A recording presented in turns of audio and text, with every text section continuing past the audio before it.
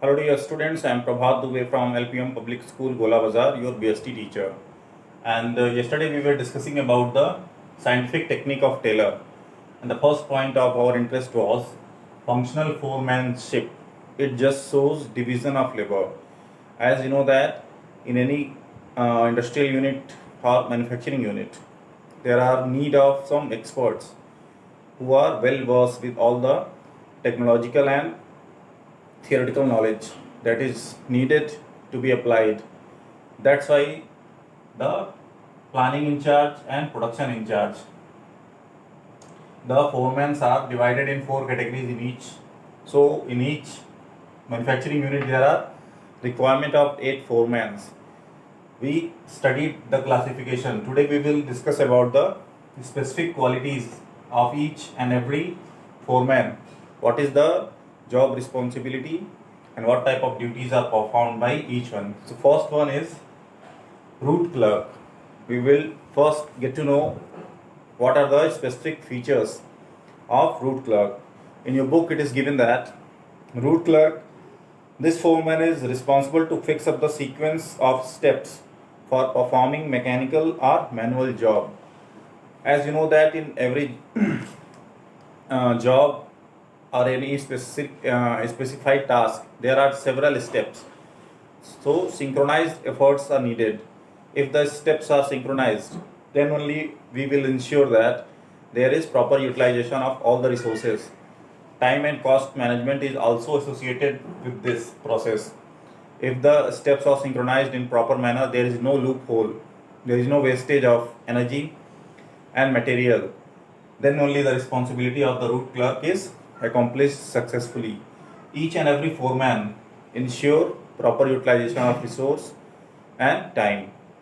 Then only the desired objective will be fulfilled with proper utilization of resources, maintaining the effectiveness and efficiency. This term efficiency is repeated in each lecture. Any management lecture, any management thought will always comprise efficiency and effectiveness, because these are very important aspect of management. You cannot sideline these two principles, because cost efficiency and profit maximization are the two specific weapons that are in the hand of the managers. If these two things are properly accomplished, then the profitability is ensured. So you will always witness efficiency and effectiveness in the field of management. Okay. The second one is instruction card clerk. As the name suggests, the duty is quite clear with the name of the foreman. Instruction card clerk is responsible for giving general instructions necessary to carry on the job in a specified manner. As we know that these foremen are just like supervisors. They are in direct touch with the workers who are semi-skilled or unskilled. So they guide, they provide them instructions how to stick to a specific process, how to provide proper solution to the resulting issues. If the foremen and supervisors are not there, then the workers will feel that they are directionless. So to implement better control and to provide them all the necessary guidelines, instruction card clerk is there. Okay, so you understood the important contribution of instruction card clerk. All these things are applied in the manufacturing unit since the scientific technique of Taylor was accepted universally and implemented to get desired results with efficiency and effectiveness. That's why name of Taylor is very famous, because he applied the scientific principles. He always tried to find out where the resources are not properly utilized. So just point out the loopholes where there is leakage of resources, where our money and power is just being underutilized or overexploited. A balance is there. If a balance is there, then only the desired profitability will be achieved. So the third one is Time and cost clerk. The name in itself is very clear to make you understand that it ensures the proper utilization of time with cost efficiency. If the cost is managed, then only the profit margin will increase. So this supervisor or foreman will always take proper monitoring of the time taken in manufacturing of any specified product or supplying of service, and what type of measures are needed to be adopted to ensure cost efficiency. Duty of this foreman is just to find out where there is wastage of resource, wastage of money, what type of steps are not needed, that are just increasing our cost of the product. All these loopholes, if suppose there are 3 or 4 steps that are not required in the production unit, and if these 4 steps are eradicated, then you will save the time and cost will always go down. In this way the profit margin will be enhanced. Okay, the last one is disciplinarian. As you know that if discipline is there, it will always ensure proper coordination and cooperation among the workers, and it will always ensure better profitability. If discipline is not there, the workers are not giving their best, they are not motivated enough. Okay, if grievance is there, then there will be lack of discipline. You can understand if in your class as well, if there is discipline, there is better environment for learning and teaching. If the class is not disciplined, you can compare different sections of your class.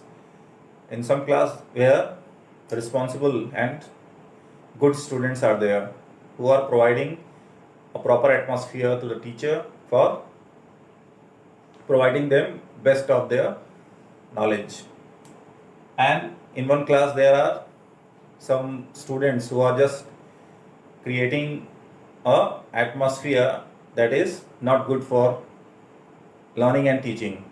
Some disturbing elements are there, then the efficiency of the class will always go down. The performance of teacher will be affected badly, and your output after learning the chapter, you will not be able to provide the desired output.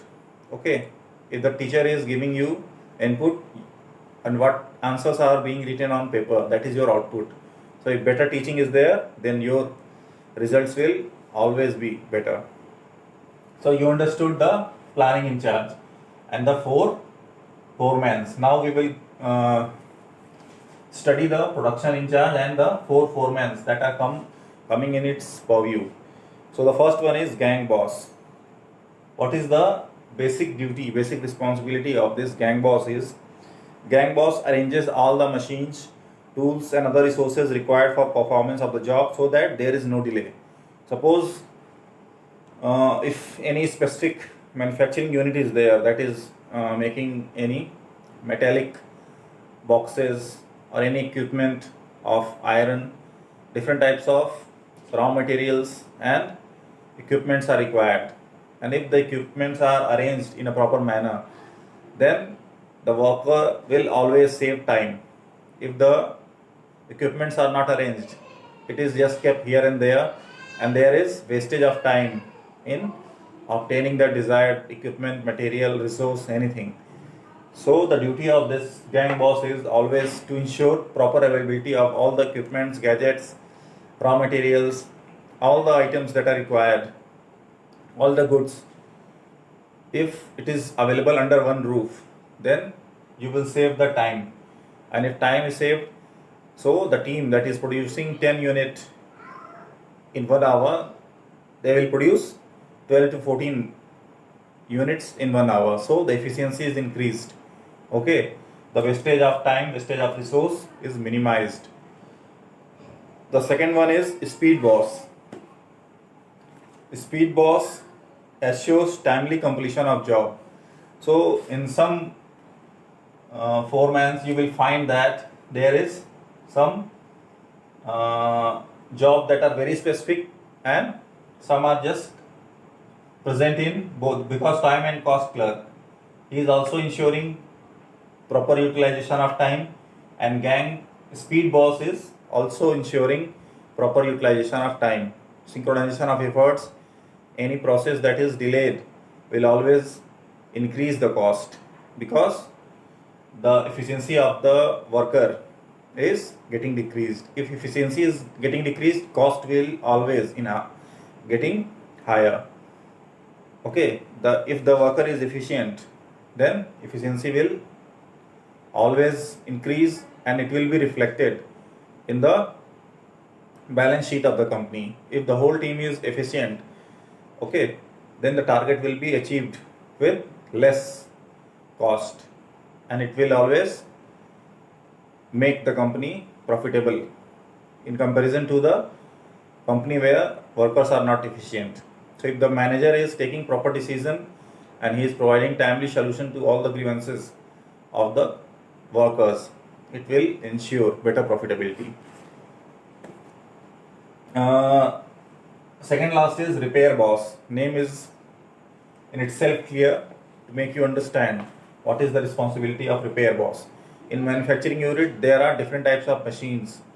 Sophisticated machinery is there, and if there is any problem in these machineries, the repair boss is always monitoring and he will provide timely solution. He will repair the machines and he will ensure that there is no impact on the production of that product. If the repair is taking so long, if there is no person who is expert in repairing of that machine, then it will decrease the profitability because the production will be checked. If any machine in the chain, because there in manufacturing different steps are there, if one step is checked, the whole process will be checked. Okay, just like connecting link, if there is a process of manufacturing, each link is interconnected. Okay, if any link of that chain is broken, then the entire supply chain or entire manufacturing chain will be stopped. So duty of repair boss is also very crucial. Last one is inspector. This foreman keeps a check on quality control of the output. Quality control is also very important aspect of manufacturing. At last, when the product is ready to be marketed, a quality check is there. If the product is carrying the desired quality, shape, size that is standard of the company, then only this product will be introduced in the market. It will be delivered to the customer. If you are supplying a product with defects, then it will degrade the brand image of the company, and any sensible manager or supervisor or foreman will never let this happen. If you are compromising with the brand image of the company, then you will suffer in the short run and in the long run as well. Okay, so it's a basic duty of the all the employees. Let him be the chairman or let him be the worker, supervisor, foreman who is working at the ground level. It's the moral responsibility of all the employees to ensure that they are not compromising with the brand image, they are not compromising with the product and service that is being provided by the unit. It is your moral responsibility to stick to the mission, vision and objective of the company. If you are working in any organization, you should be honest and responsible enough to provide your 100% efficient work with dedication, and in return the company will provide you proper remuneration. It is responsibility of the company to take proper monitoring of their employees. So we understood how important these foremen are and how they are interrelated, and all of these foremen are supervising the workers. If the foremen are there, the workers will always feel enthusiastic, they are motivated because there is proper guidance available through these foremen to the workers. Okay, so you understood the functional foremanship, how important is this, and these foremen are in practice even today, even in our modern era. The principles of Taylor is efficient and relevant even in the modern scenario. So you can understand how important these foremen are for the production and manufacturing process. If there is no proper monitoring, administration and control on the manufacturing process, cost will always go high and your profitability will suffer in the long run. So the next one is the next technique that was applied by Taylor for the management and manufacturing control is standardization and simplification of the work. Okay, so we will study the remaining techniques in our next lecture. Work study is also very important. So I am giving you a homework to study the different aspects of work study.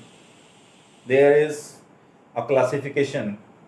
First one is fatigue study, second one is method study, next one is motion study, differential piece wage system. It is also a motivational factor, mental revolution. So these 5 aspects are there. Okay, so you have to understand this. This is your homework. Okay, be prepared. Fatigue study, I will provide you a glimpse on this. Fatigue is just if you are involved in any routine production process, you cannot concentrate for so long.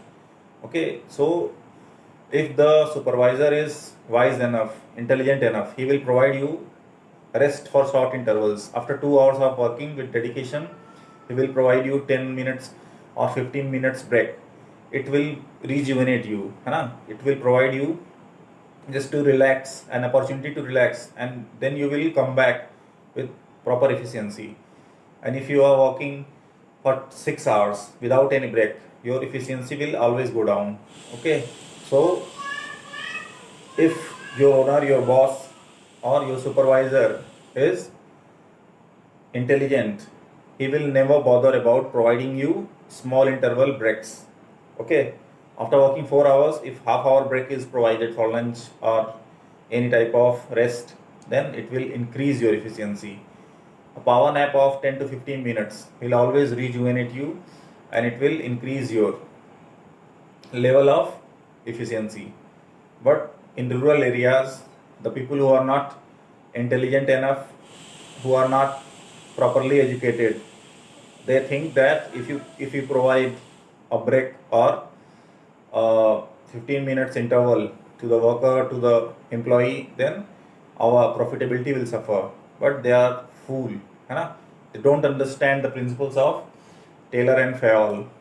If they are provided with proper knowledge of management, that's why education always matters.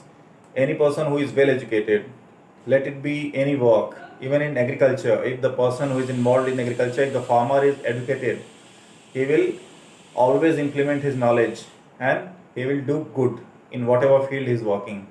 Okay, that's why education is very important.